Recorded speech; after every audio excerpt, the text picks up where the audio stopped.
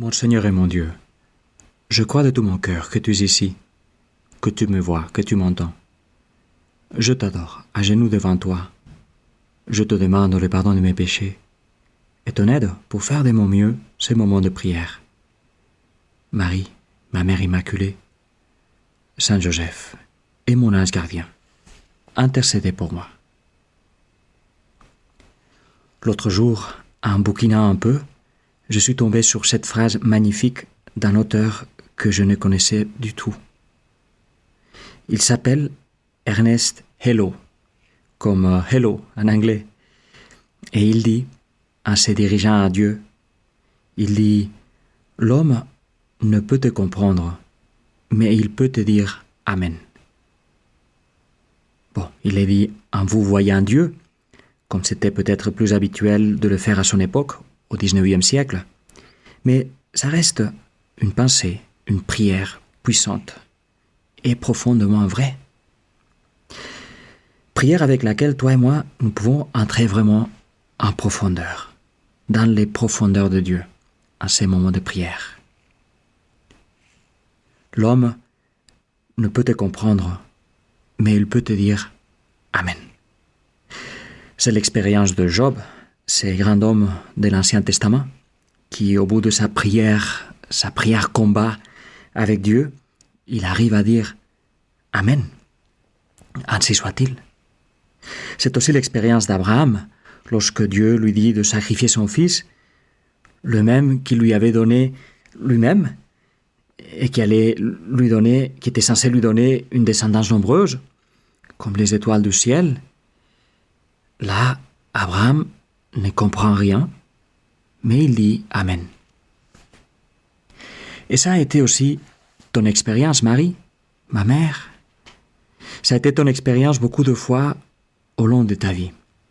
Et notamment dans cet épisode où tu étais encore une jeune maman, cet épisode que nous raconte Saint Luc et que nous revisitons aujourd'hui dans cette fête de ton cœur immaculé. Cette fête qui suit à celle d'hier, du cœur sacré de Jésus. L'épisode, c'est ces moments d'angoisse très forte lorsque toi et Joseph, vous vous êtes rendu compte que Jésus n'était pas avec vous. Jésus qui n'était plus le petit Jésus, car il comptait déjà 12 ans. Et 12 ans pour l'époque était plus que 12 ans aujourd'hui. Mais quand même, il était encore un gamin. Et qu'est-ce qui lui était arrivé ? Est-ce qu'on l'avait kidnappé ? Est-ce qu'on lui avait tout volé et on l'avait laissé à moitié mort dans un bout de ruelle à Jérusalem ?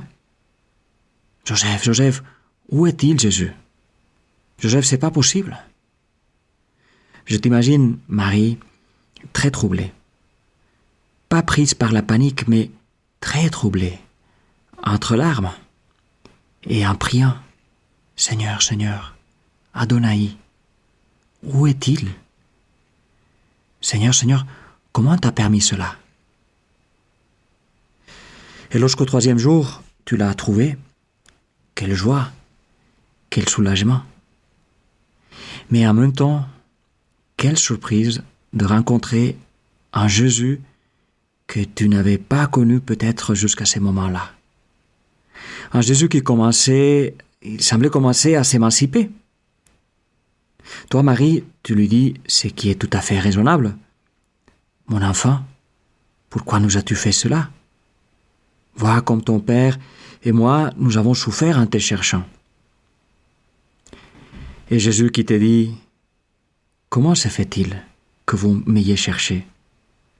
Ne saviez-vous pas qu'il me faut être chez mon Père ?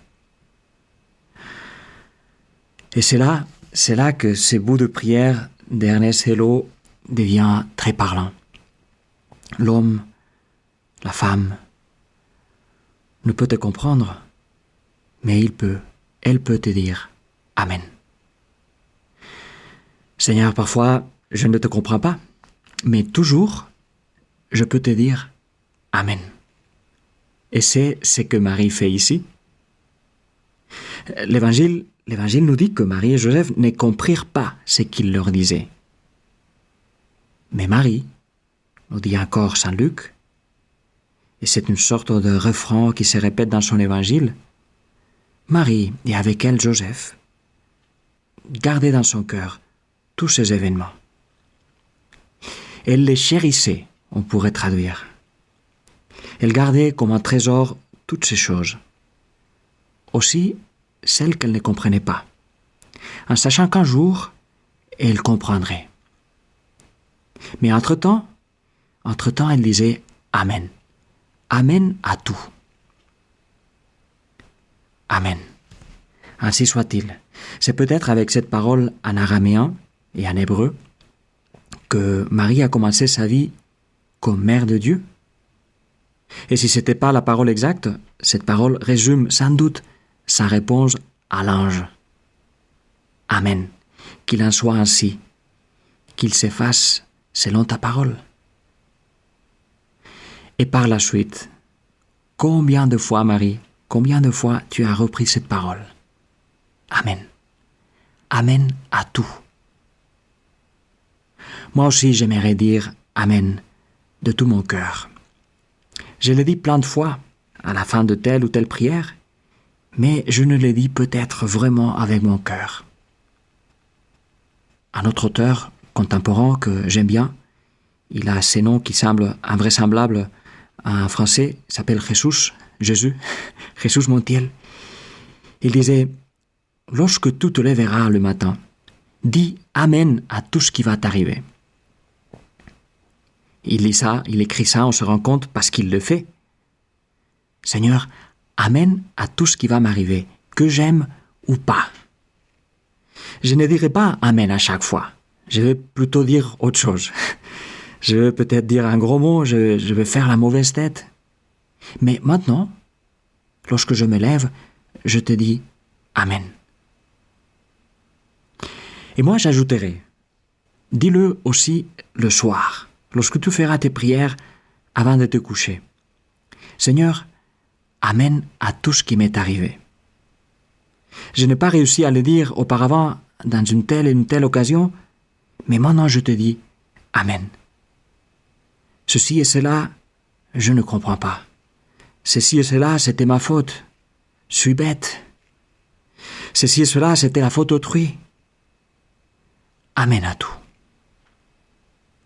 Si tu fais ça, le matin et le soir, ça fait au moins 2 fois par jour. Et tu verras, si tu fais ça au moins 2 fois par jour, le matin, le soir, tu vas commencer à les dire plus souvent. Et tu vois, Amen, c'est 2 choses. On traduit, ainsi soit-il, c'est une bonne traduction, mais en un premier moment, Amen signifie ainsi est-il. Ainsi est-il. J'accepte ce qui est. Je prends la vie comme elle est. Je me prends moi-même comme je suis. Je prends l'autre comme il est. Amen. Ainsi est-il. Et seulement sur cette base d'acceptation, seulement sur cette base, je peux dire « Ainsi soit-il ». Seigneur, si les choses doivent se passer comme ça, ainsi soit-il. Et pense, parce que c'est important de le dire, que « Amen » ne signifie pas un conformisme passif, ne signifie pas qu'on croise les bras et qu'on ne fait rien pour changer quoi que ce soit. Amen signifie que j'accepte ce que maintenant, à ces moments précis, je ne peux pas changer. Au lieu de perdre les forces et la paix à me révolter, j'accepte. Et là, à ces moments-là, c'est moi qui est en train de changer. Et c'est là le premier changement nécessaire. C'est ce que dit encore cet auteur. Il dit « Nous essayons d'apprivoiser la vie avec nos désirs pour être heureux, alors que c'est le contraire qui est vrai. Le cœur doit être apprivoisé par la vie. Bref, c'est le cœur qui doit changer. Et il change chaque fois que je dis vraiment Amen. Marie, apprends-moi à dire comme toi Amen à tout. Je te remercie, mon Dieu, des bonnes résolutions, des beaux désirs et des lumières que tu as semées dans mon cœur pendant ces moments de prière. Je te demande de m'aider à les faire fructifier. Marie, ma Mère Immaculée, Saint Joseph et mon ange gardien, accompagnez-moi toujours en chemin.